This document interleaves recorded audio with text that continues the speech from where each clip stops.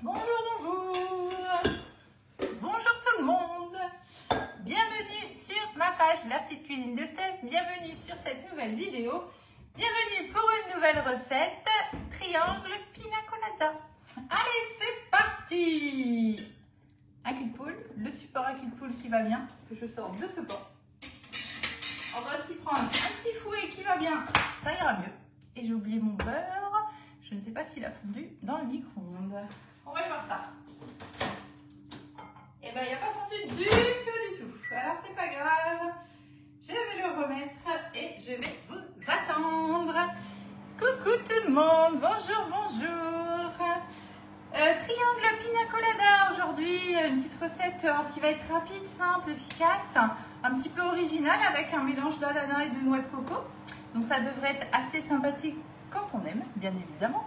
Coucou Jacqueline, bonjour Véronique. Alors pour les personnes qui n'aiment pas, bien à ce moment-là, c'est pas méchant, mais c'est peut-être pas une recette pour vous. Donc ça sert à rien de vouloir changer les ingrédients. Faites autre chose. Hein, voilà, tout simplement. Le moule petit four. Le nouveau moule de chez Guy de Marle. Voilà, c'est vrai qu'il y a des recettes où là on peut... faut prendre des initiatives hein, des fois parce que souvent on me demande si on peut changer les ingrédients, tout ça. Alors déjà, oui vous pouvez, dans l'absolu on peut tout faire, de toute façon il n'y a rien, vous n'allez pas prendre une amende si vous ne mettez pas la noix de coco par exemple. Hein. On fait ce qu'on veut dans sa cuisine bien évidemment. Mais c'est vrai qu'après c'est plus la recette que je vous présente. Mais toutefois, on fait tout ce qu'on veut, n'hésitez pas, prenez des initiatives, allez-y, changez, faites tout ce que vous voulez. Et au pire, c'est pas top, ben c'est pas grave, vous le referez plus, vous le referez différemment. La prochaine fois, il n'y a pas mort d'homme si vous croyez que je réussis tout, vous vous trompez. Loin de là, loin de là. Allez, je remets encore quelques secondes que mon beurre soit fondu. Ça c'est moi, je l'ai mis dans le micro-ondes, mais voilà, j'ai oublié. Bonjour, bonjour, coucou Nathalie, bonjour Martine, coucou Martine, comment ça va? Bonjour Anne, Sylvie, Marie-France. Voilà, ça fait ploc-ploc dans le micro-ondes, c'est pas bon signe ça, mais heureusement, moi je protège, hein, parce que j'en ai marre de toujours tout nettoyer, hein, parce que le beurre a sauté. Un triangle. Ah, c'est trop bon ça Nadine. Bon, on échange, je viens chez vous. On échange. Super recette, vous allez le voir. Enfin, moi en tout cas, j'aime beaucoup. Et c'est vrai qu'avec le petit cœur praliné, c'est pas mauvais cette histoire. Hein. Hop, allez, on y va. Je compte sur vous pour faire des petits partages pour me donner de la visibilité. Vous savez que c'est super important. Et si je veux continuer à pouvoir travailler sur les réseaux sociaux, ben, c'est important en fait que vous me donniez ce coup de main parce que moi seule je ne peux rien, j'ai besoin de vous tout simplement. Recoucou Isabelle, bonjour Doris et Gabriel, coucou Sylvie. Allez, donc on a dit un fouet aussi, ça ira mieux hein, pour mélanger quand même, ce sera plus mieux. Et un petit récipient ici pour contrôler les œufs, comme d'habitude. Je sais pas chez vous, mais nous ici, ça y est, c'est l'été. Enfin, ce matin, c'était l'hiver. Maintenant, c'est l'été. Et dans 2 heures à peu près, on repasse en hiver, l'automne. Hein. Donc là, je crève de chaud. Coucou Véronique. J'ai fermé les portes pour pas que les voisins m'entendent parce que, voilà, j'assume pas vraiment, on va dire. J'aime pas trop qu'on m'entende. Du coup, avec le four et tout, je suis dans un bain, je vous dis pas. Coucou Magali, merci pour les partages, c'est vrai que c'est super important, donc un grand merci à vous. Allez, c'est parti, donc vous allez voir, ça va pas être compliqué, comme d'hab, on commence par les œufs, en général c'est souvent ça. Donc on va tout de suite mettre 2 œufs entiers dans notre cul de poule. Hop. Donc vous savez, moi j'ai l'habitude de contrôler les œufs hein, pour être sûr qu'il n'y ait pas de problème, hein, tout simplement. Alors là, on n'a que 2 œufs, vous allez me dire, hein, mais admettons, vous avez une préparation avec 4-5 œufs, vous avez déjà avancé sur votre préparation, puis le dernier œuf, il est mauvais, bah, vous pouvez tout jeter. C'est pour ça que j'ai pris cette habitude-là. Alors même si, je vous avouerai que ça ne m'est jamais arrivé. Mais voilà, on ne sait jamais, et ça ne prend pas plus de temps de le faire comme ça. Ça me permet aussi, voilà, si le jaune, le blanc, tout ça, hein, si ça se passe mal, on rattrape tout de suite le coup. En fait, en faisant comme ça. Bon, hein, petites habitudes, hein, qu'est-ce que vous voulez que je vous dise? Allez, la balance qui va bien, on va rajouter ici le sucre et on va fouetter un petit peu tout ça pour blanchir. Et on rajoutera aussi le rhum. Coucou tout le monde, bonjour, bonjour. On fait des triangles pina colada. Alors, je les ai appelés pina colada parce qu'on va mettre de l'ananas et de la noix de coco. Allez, on se met en grammes ici, ça marchera mieux. On se met à 0 et on va mettre 50 grammes de... comment? Alors, j'ai fait... Je me fatigue, hein. Je me tape moi-même. J'ai rempli ma boîte à sucre. La cuillère, elle est au fond. Donc maintenant, il faut que j'attende d'avoir vidé au moins une bonne partie parce que là, ou alors il faudrait que je transvide, que je machin. Bon, bref, 50 grammes de sucre. Qu'est-ce que vous voulez que je vous dise? Je me fatigue. Alors, imaginez ceux qui m'entourent. Ah là là. Allez, 50 grammes de sucre. Donc du coup, je vais prendre une cuillère pour faire mon sucre. Donc pendant quelques temps, vous allez me voir avec une cuillère. Voilà. Parce que pour ceux qui ne me connaissent pas, d'habitude, j'ai une cuillère dans mes récipients directement. Comme ça, je pèse au fur et à mesure. Je n'ai pas besoin à chaque fois de ressortir. Personnellement, je trouve ça hyper pratique. Encore faut-il qu'on laisse pas la cuillère au fond des boîtes. Coucou Aurélie, Laetitia. Bonjour, bonjour sur Instagram aussi. Donc là, je suis en train de fouetter pour blanchir un petit peu les œufs avec le sucre. Coucou Sabine.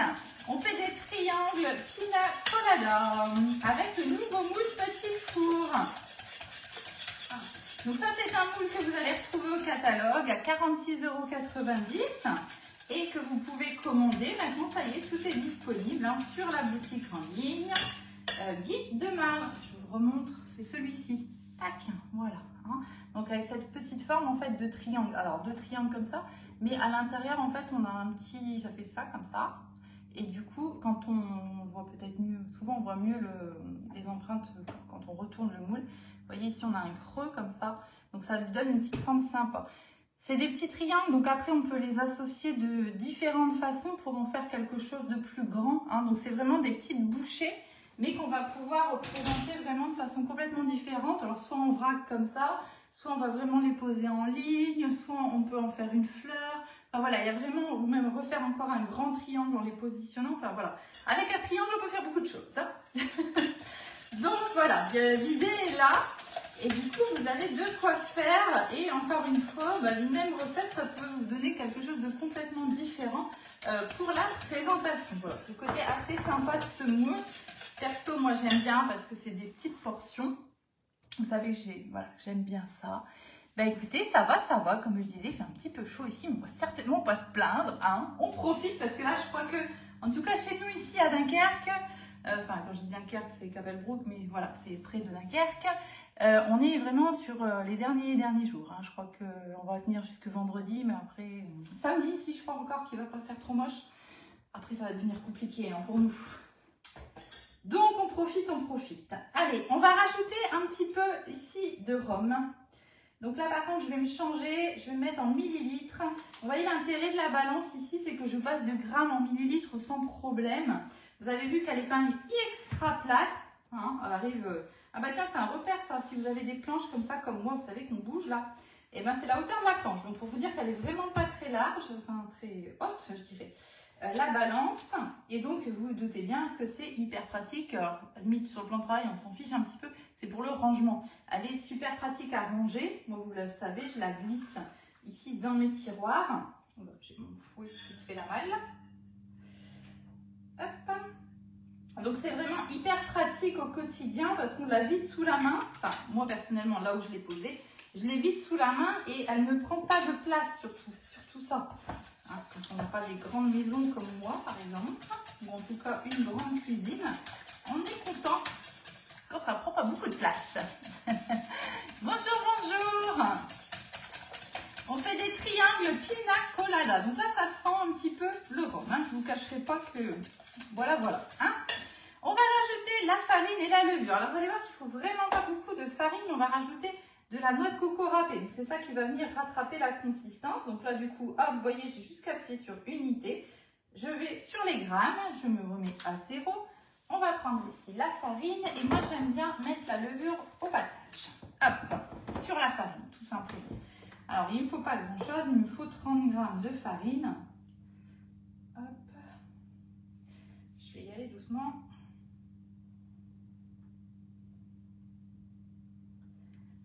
3 grammes, c'est pas grand chose. Encore un tout petit peu. Tac. Voilà, 30 grammes de farine. Et je vais tout de suite ici venir mettre. Donc là, on a un demi-sachet de levure. Alors, vous pouvez peser si vous voulez. Hein. Moi, c'est comme d'hab. Hop, pifomètre. Voilà, un demi-sachet de levure. Bonjour, bonjour Catherine. Coucou Christelle. Alors, comme d'hab, ici, je vous mettrai la recette sur le blog La Petite Cuisine de Steph. Vous êtes encore nombreux à me demander comment on fait pour accéder au blog. Je le dis systématiquement dans chaque vidéo, c'est écrit quasiment dans toutes les publications. Il suffit tout simplement d'aller soit dans le lien qui est dans mon profil, Facebook, Instagram, peu importe.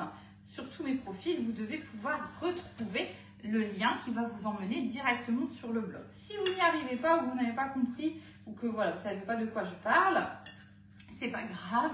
Vous allez sur votre navigateur, Safari, Google, ce que vous voulez, peu importe. Là, vous faites vos recherches en fait quand vous cherchez quelque chose.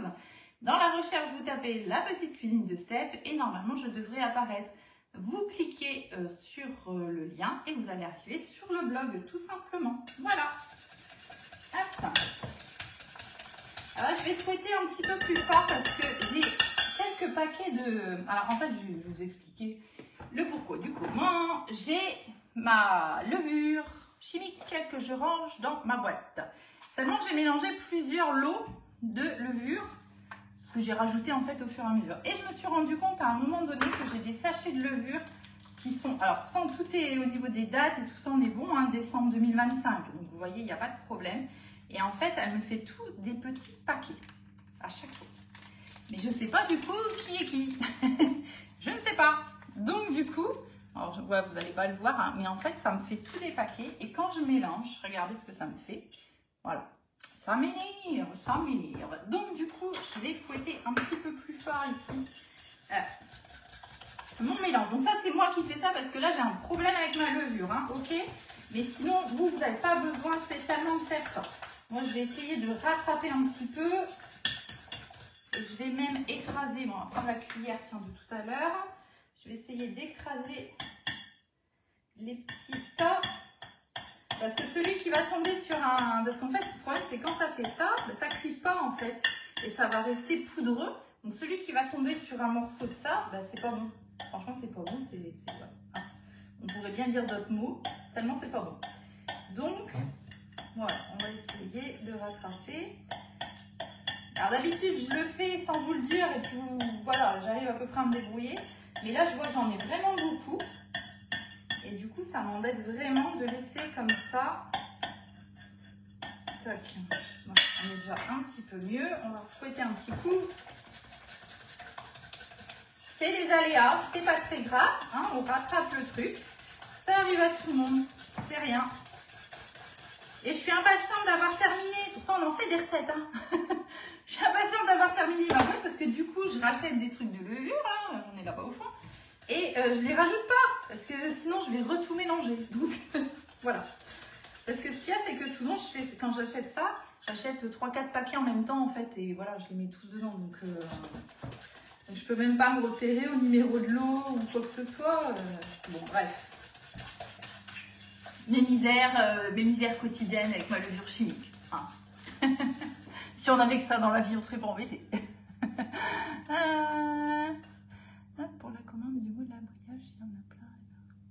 Coucou Pierrette, oui, mais quand vous voulez, il n'y a pas de souci. Oui, voilà, on peut aussi donner un petit coup de mixeur, bien sûr, hein, si vous voulez. Voilà, moi, je n'ai pas ce qu'il faut parce que j'ai pas de...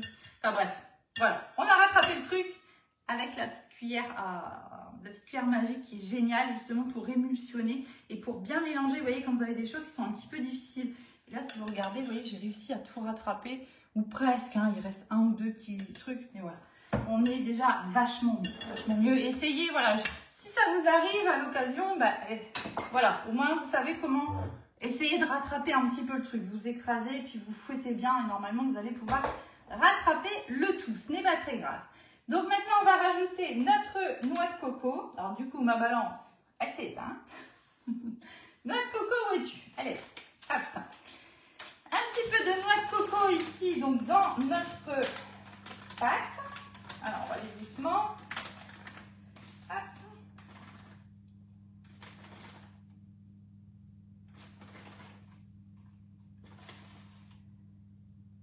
Encore un petit peu.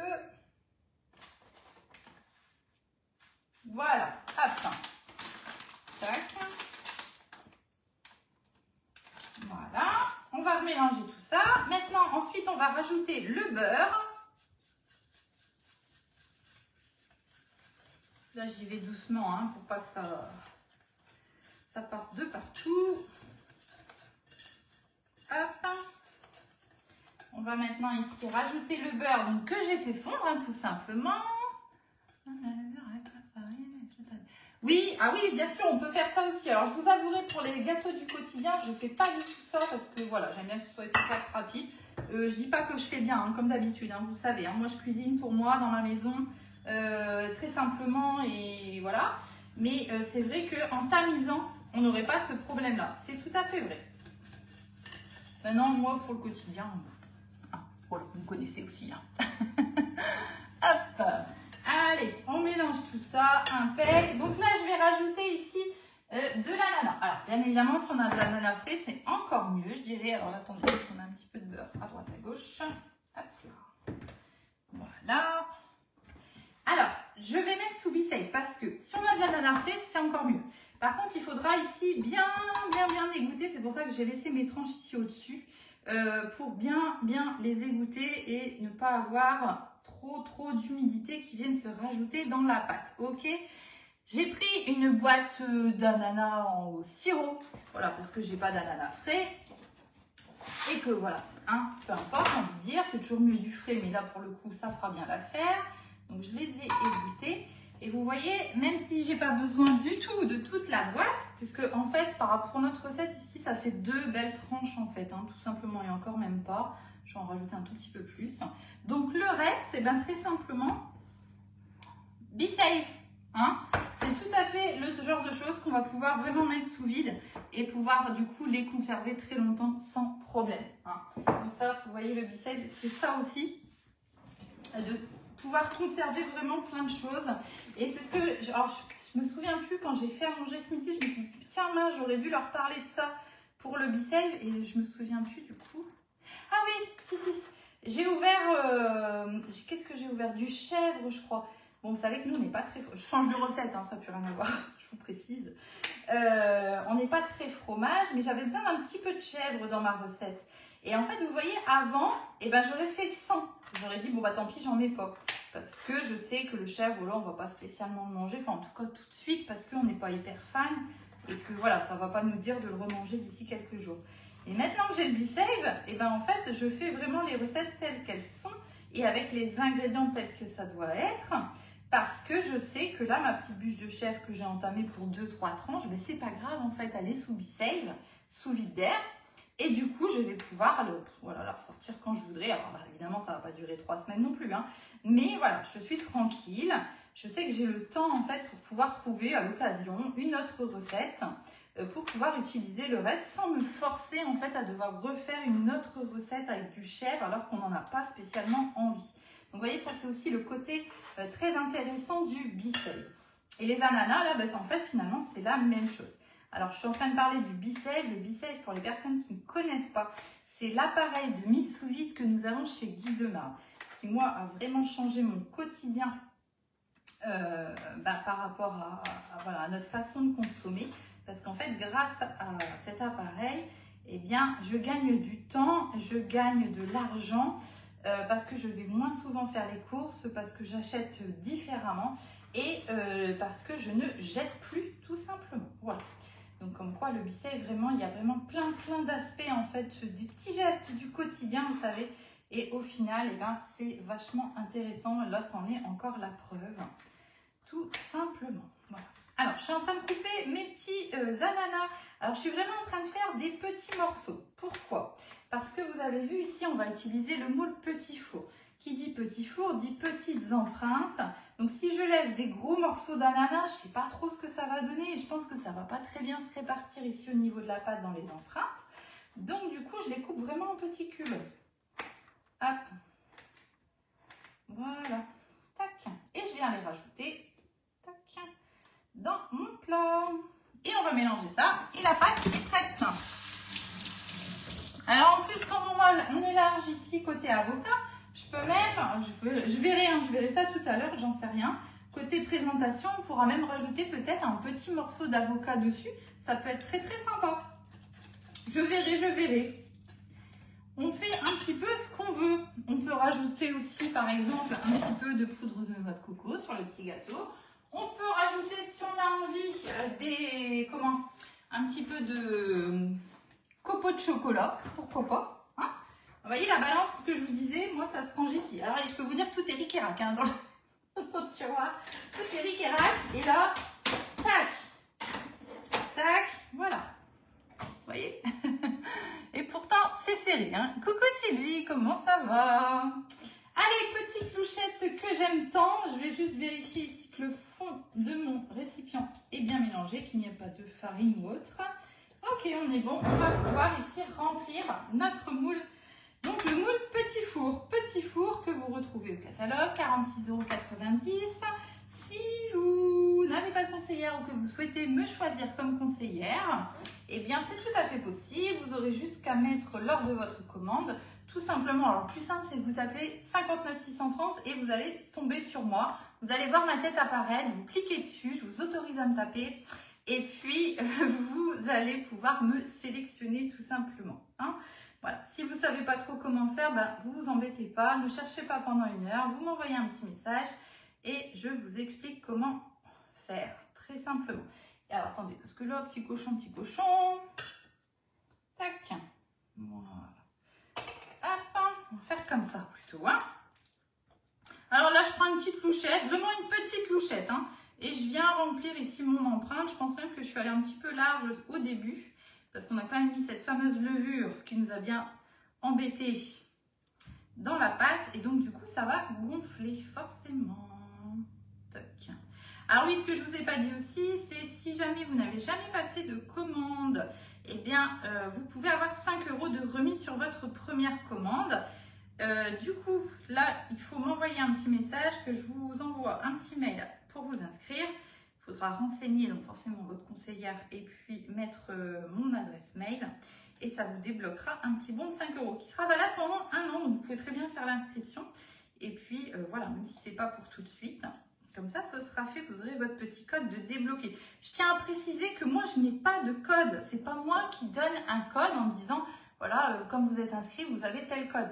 C'est pas moi en fait, c'est le sur le site que ça se débloque en fait, ça se génère quand vous allez saisir mon adresse mail dans le truc mail par un. Voilà, c'est là en fait quand vous allez valider que le code va se générer et il est propre à vous en fait, hein. Il n'y a personne d'autre qui pourra l'utiliser, c'est vraiment un code qui vous est propre.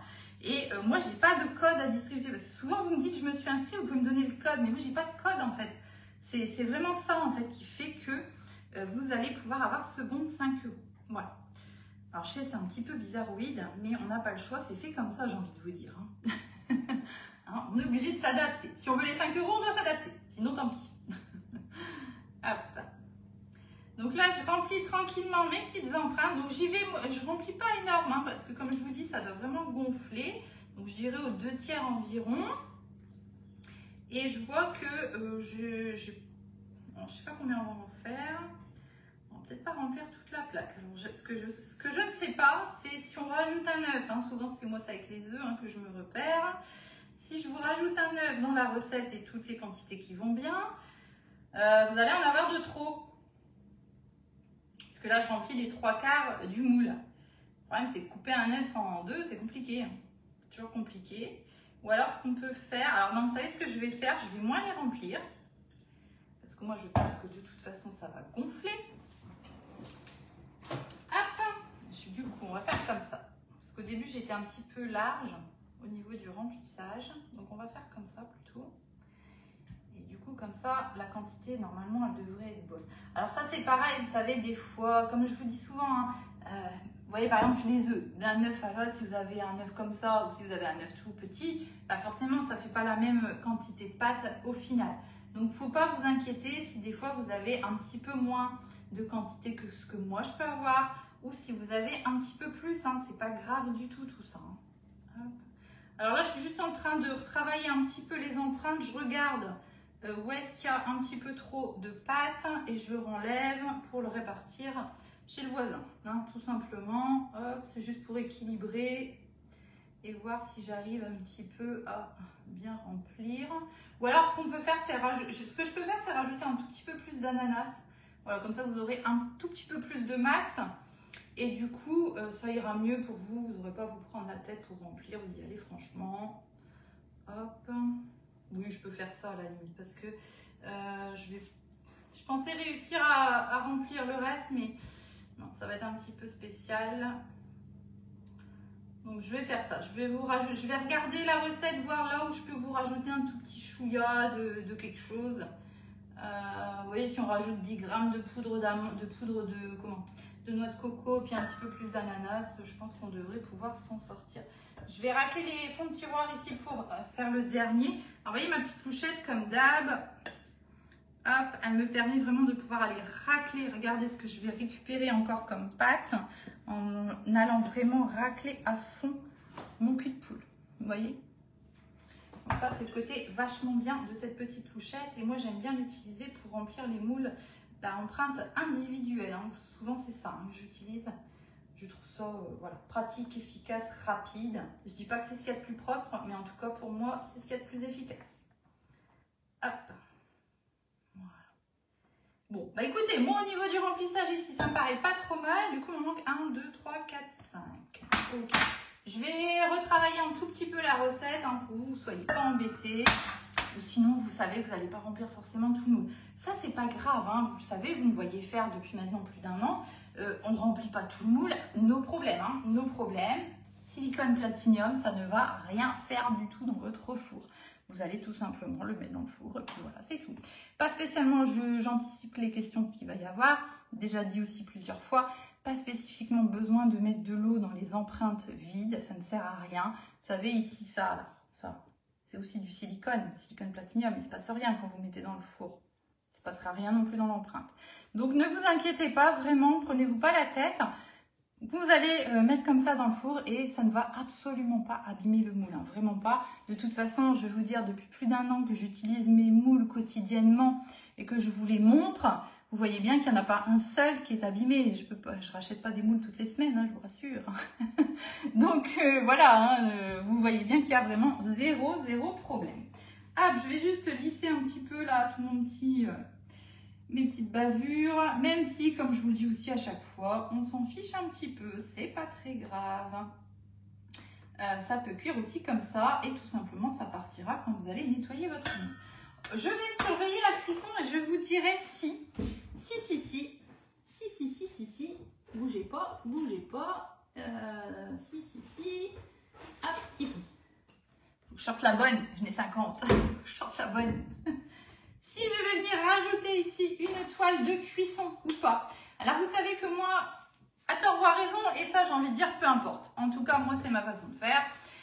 Je n'aime pas mettre de toile de cuisson dès le départ sur une préparation parce que moi je pars du principe que si on a été mettre de la levure, c'est pour que ça gonfle. Donc je vois pas l'intérêt en fait d'aller stopper le gonflement des gâteaux. Mais bon, bref, c'est un autre sujet, chacun fait comme il veut. Moi en tout cas, je n'aime pas le faire au départ. Je laisse mes petits gâteaux, je préfère mettre moins de pâte dans mon empreinte, le laisser gonfler correctement. Seulement on est dans une mode où tout doit être parfait, on doit être tac. En fait, ça va vous aider tout simplement à avoir quelque chose de parfaitement plat ici. Ok? D'accord. Moi, je préfère que ce soit bon plutôt que ce soit esthétique. C'est un choix. C'est le mien. Voilà. Donc, moi, je préfère remplir un petit peu moins mes empreintes. Ils seront peut-être pas tout à fait plats. Ils seront un petit peu bancals. Mais c'est pas grave. C'est comme ça. Si vous préférez que ce soit plus plat, vous mettez ici directement votre toile sur vos gâteaux et vous mettez dans le four comme ça. Moi, en attendant, je vais lancer comme ça le four. Si je vois, par contre, en fait que, admettons, ça double de volume, bon, bah là, à un moment donné, je vais aller mettre la toile pour stopper un petit peu le truc parce que là, sinon, ça va être vraiment un petit peu compliqué. Mais voilà, l'idée est là. Vous savez, hein, moi, j'ai déjà expliqué plusieurs fois que je suis pas hyper fan. Moi, pour moi, c'est plus un... Je ne devrais pas le dire, mais je vais le dire quand même. Un argument de vente pour vous vendre des toiles. Mais voilà, hein, chacun fait comme il veut. Allez, hop, on y va dans le four. De toute façon, vous le savez bien, hein, si vous le faites ou pas, s'il y a un intérêt ou pas de le faire. 15 minutes, je vais mettre ici le minuteur. Donc, on y va pour 15 minutes à 180 degrés. Hop là, voilà. Donc, chacun fait comme il veut. En attendant, ces toiles, elles sont quand même, pour le coup, hyper pratiques. Hein. Et en ce moment, vous avez une offre pour les personnes qui n'ont jamais passé de commande, qui auraient envie de découvrir les moules Guy de Marle. En fait, pour l'achat d'un moule, alors, il y a une sélection bien spécifique hein, de moules. Vous ajoutez une plaque alu. Comme j'ai utilisé, je ne voulais pas forcément montrer, mais enfin, c'est des plaques comme ça qui sont hyper pratiques. Vous m'avez vu aller l'emmener dans le four, qui vous permet en fait tout simplement de poser vos plaques dessus. Et notamment aussi les toiles ici, parce que sinon c'est un petit peu compliqué d'aller jusqu'au four. Et bien, donc pour l'achat d'un moule, alors par exemple le 5 long cake, j'ai celui-là en tête que je l'ai fait ce matin, et la plaque alu, vous avez ici la toile en cadeau. La toile elle vaut 19 €, donc c'est pas mal, c'est sympa.